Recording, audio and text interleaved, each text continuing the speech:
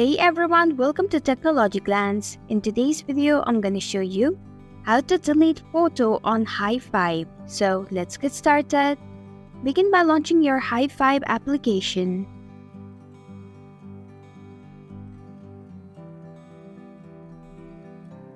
Now select the hamburger menu at the top left corner of your screen. Tap on your profile picture and then select the pencil icon at the top right corner of your screen.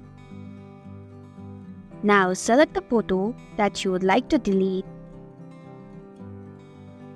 Tap on the three vertical dots and then select Delete Photo option.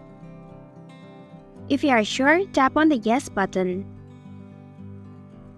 And this is how you can delete photo on hi5. Thanks for watching technologyglance. If you like this video, hit the like button and drop a comment with any questions or feedback. If you are new, subscribe and click the bell icon to stay updated on the future videos.